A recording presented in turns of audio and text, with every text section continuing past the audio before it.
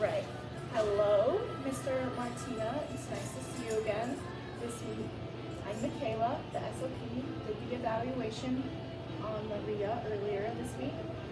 We're just going to touch base a little bit, discuss the evaluation, discuss the goals, kind of what you're hoping to see out of this process, and then answer any questions you may have about everything we've been going on. So I want to open the door to you first. Do you have any questions to start off with that? I have to say, I don't know a lot about this, so I'm hoping you could tell me a little bit. Okay. So let's just start right away at the beginning. I did the evaluation for speech and language.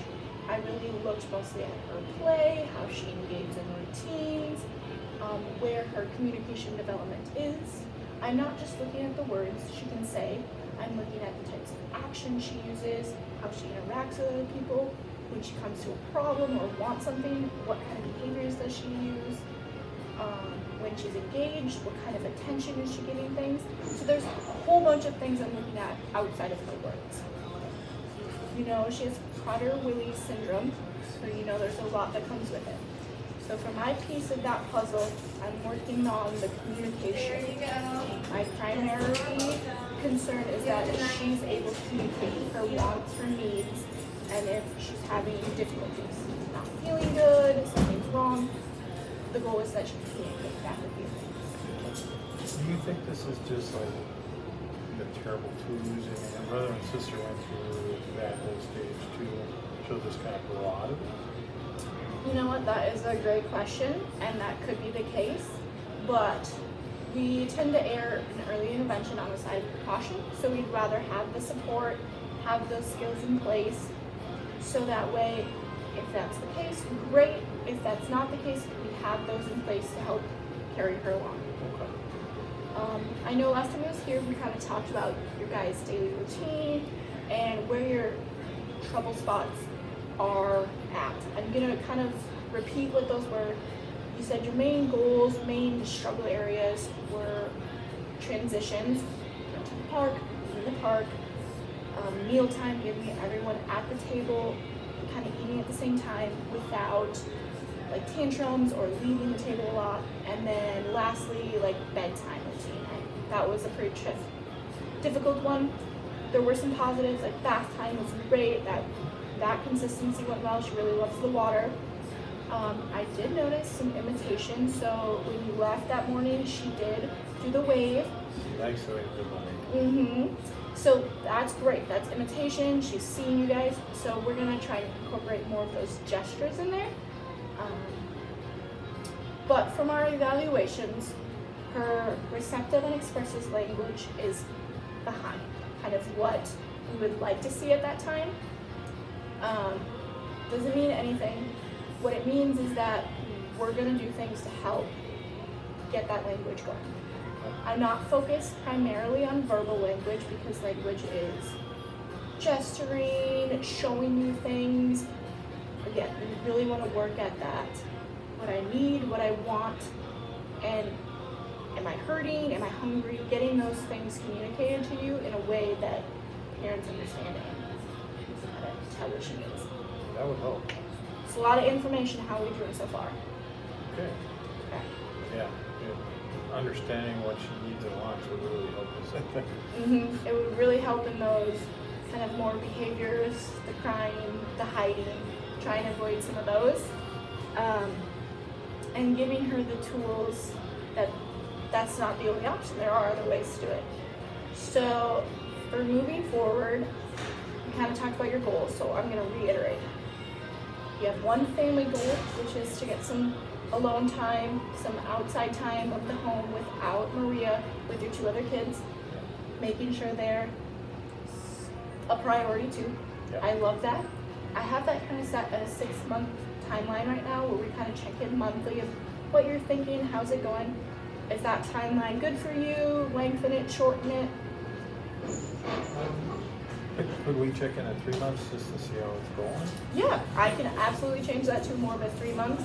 And do you want like at the end of the month, like a monthly check-in of, hey, like do you have a plan for this month? Do you need any suggestions? I think so. Okay. Because certain times of the year are more challenging. I totally understand that. So we can keep it as like a 5-minute check-in once a month and then put it to a 3-month timeline. Okay. And then for specific for Maria, based on kind of what we talked about, our 3 areas that we're kind of looking at is playtime, specifically with her siblings. I know you really want to get some more bonding, some interaction between the 2 or the 3 kiddos.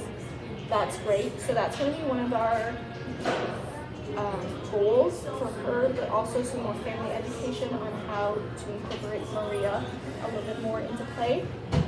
And then, does that sound okay for you? Okay.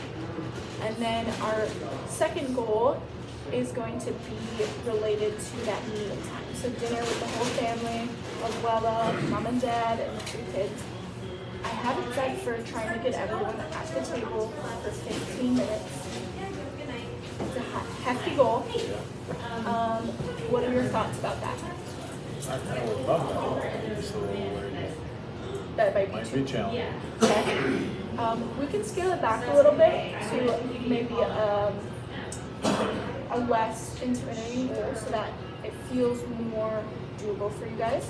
So instead of maybe the 15-minute time frame, we do it like Maria will engage with other people at the table. So she acknowledges you or requests something or like indicates some sort of interaction between other members of the table. That sound like a more effective? Okay, I will get that changed in the paperwork to reflect that. And then the last goal I have is related to bedtime. And I know that's a tricky area. With her PWS, that sleep disturbances, come along with it. I know she does well with structure, and that's kind of why we're trying to make that a priority goal of getting that routine in. So what I wrote the goal as is Maria will select the bedtime book, so she has more of that autonomy, given a choice, and then she will remain in bed for the length of the story. So That'd be good.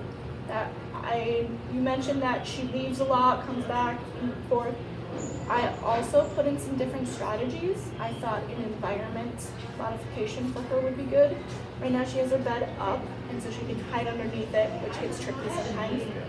What if we just trial it out? It's up to you guys. We move the mattress to the floor, so she has more range of it. She can't hide underneath it.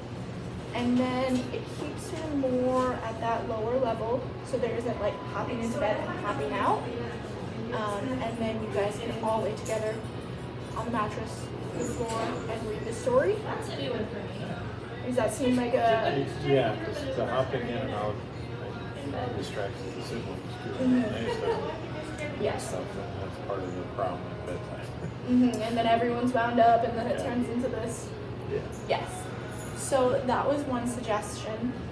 And I think giving Maria some of that autonomy, some of that independence of I get to choose the book, so it's something I'm motivated to do. I know she loves book and loves flipping through the pages, so that's a highly motivating activity, which will encourage her to get involved in it. And then the independence to choose it might keep that attention longer, and that'll add into that joint attention that we're working on for play. So these things, they don't sound very speechy. Bedtime routine doesn't sound very speech related, but it's all about building those skills of attention, interaction. So can we read the book? Can we look at it together? Do I want to interact with you? I'm trying to promote that with her. That'll help her bedtime, so it would be great. Okay. We can trial that out. I know it's not going to be like a flip of the switch type of thing. This is going to be a little bit of progress, as you know, with many of the other characteristics that are going on with her.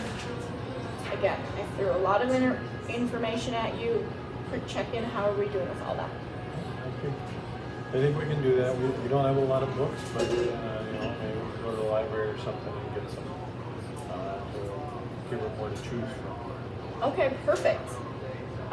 I love the local library. I believe the library on Elm is maybe a couple blocks away. Yeah. Not too far, so that would be, and it's near that park. I think you guys have gone to that one a little bit, and Maria likes it. If it's right across the street, there is a public library there. You just have to bring something with your address on it, and they will get you in the system. But I definitely recommend keeping that interaction with books. It's great for that language component, that bonding, that joint attention, the connectiveness. And it's really good for that fine gross motor skills of holding the book, turning the pages, gesturing, pointing. So there's a lot of skills that just interacting with a book can cover. So I definitely encourage you to look at that. In our email after this, I can put in that library's website so you guys can get to it pretty easy. Any other questions? Nothing I can think of right now. Okay. Moving forward, we're gonna kind of look at an every 2-week kind of intervention, and the intervention is gonna be mostly parents. So I'm gonna show you some things. I'm gonna interact with you. I'm gonna interact with Maria. Maybe we'll interact with siblings. I'm gonna show you different ways to engage in play that encourage language and how to kind of enrich the language around it. So one of our #1 goals is just to make the environment really language rich, and a really easy way for you to do that is just to label and comment things. Oh, you're sitting in the blue chair. Do you need to be pushed in? Yep, we just gotta push you in. So just labeling your actions, narrating kind of what you're doing, so that gives a pair of a word to an action. So she starts learning, oh, when I want to sit on the chair has a name.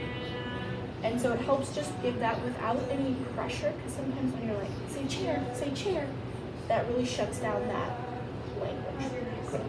So that's just a really easy way before we even start getting into it, that you can start adding really building, and then pairing a lot of actions to your words.